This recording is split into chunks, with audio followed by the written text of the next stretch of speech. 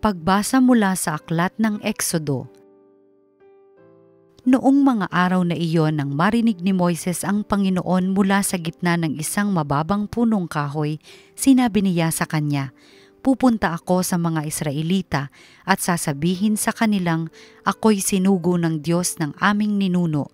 Ngunit ano po ang sasabihin ko kung itanong nila kung sino ang nagsugo sa akin?" Sinabi ng Diyos, "Ako'y si ako nga. Sabihin mong sinugo ka ni ako nga, ng Panginoon, ng Diyos ng inyong mga ninuno, ng Diyos ni na Abraham, Isaac at Jacob. At ito ang pangalang itatawag nila sa akin magpakailanman. Lumakad ka na at tipunin mo ang mga lider ng Israel. Sabihin mo sa kanilang napakita ako sa iyo, akong Panginoon, ang Diyos ng inyong mga ninuno, ni na Abraham, Isaac at Jacob. Sabihin mong ako'y bumaba at nakita ko ang ginagawa sa kanila ng mga Ehipsyo. Dahil dito, iaalis ko sila sa bansang iyon na nagpapahirap sa kanila. Dadalhin ko sila sa mayaman at masaganang lupain ng mga Kananeo, ng mga Heteo, ng mga Amoreo, ng mga Perezeo, ng mga Heveo at ng mga Hebuseo. Pakikinggan kanila. Pagkatapos, isama mo ang mga lider at pumunta kayo sa Faraon. Sabihin mong akong Panginoon, ang Diyos ng mga Hebreo ay napakita sa iyo at kayo'y maglalakbay ng 3 araw papunta sa ilang upang maghandog sa kanila. Alam kong hindi siya papayag hanggat hindi siya dinadaan sa dahas. Kaya ipadadama ko sa kanila ang bigat ng aking kamay. Parurusahan ko ang buong Ehipto sa pamamagitan ng mga kababalaghan. Pagkaraan noon, papayagan na niya kayong umalis." Ang salita ng Diyos.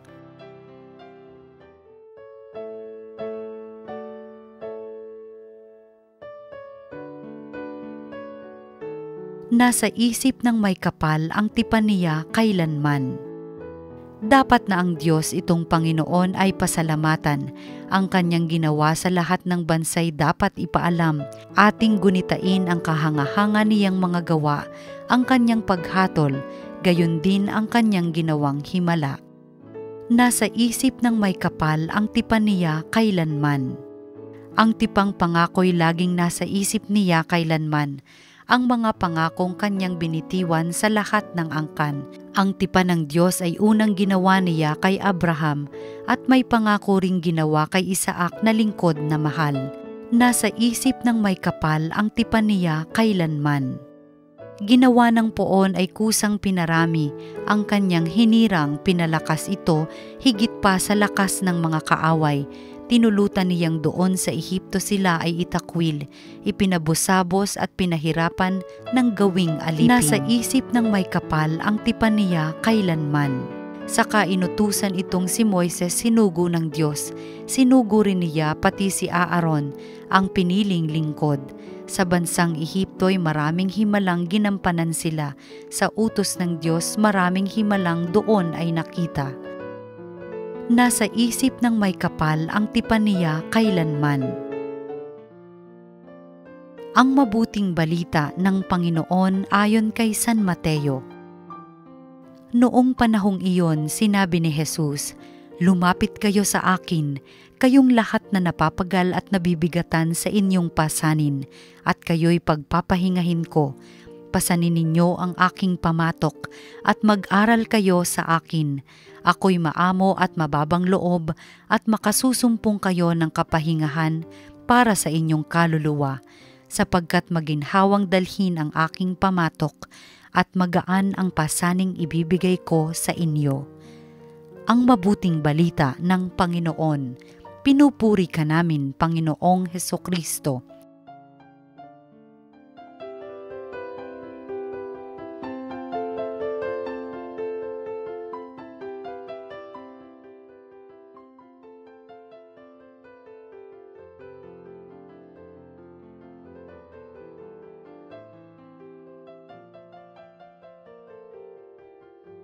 Lahat po tayo'y napapagod.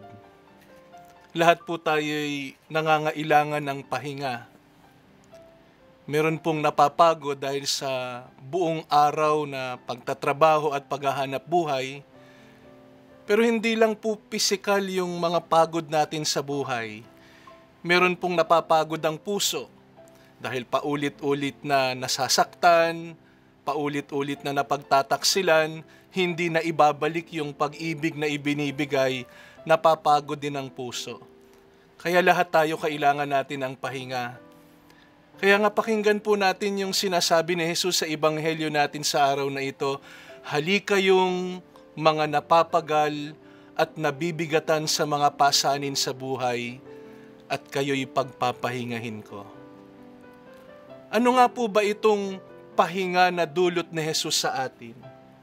Una po, ito'y pamamahinga kay Jesus. Maganda siguro pong tanungin natin, kapag ka napapagod tayo, kapag ka meron po tayong hinaharap na mga suliranin sa buhay, saan po tayo bumabaling? Saan po tayo tumatakbo? Meron pong ang tinatakbuhan, sugal.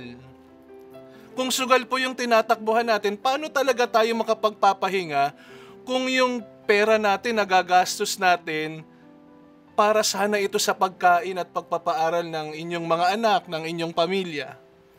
Meron pong iba, kapag napapagod, kapag nahihirapan sa buhay, bumabaling sa mga bawal na relasyon. Paano magiging tunay na pahinga yan kung nasasaktan mo ang iyong pamilya? Ang sinasabi po ni Jesus sa atin sa ebanghelyo natin sa araw na ito, siya ang tunay nating pahinga.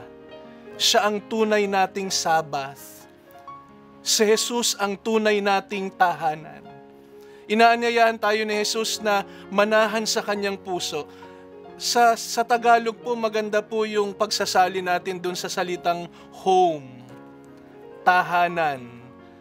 Ang ibig sabihin po ng tahanan, ng salitang ugat po nito'y tahan. Ibig sabihin po, pinahihinto ang pagluha, pinapahira ng luha. At ito po yung pagpapahingang ipinagkakaloob sa atin ni Jesus. Papahiran niya ang ating mga luha, yayakapin niya tayo ng kanyang pag-ibig.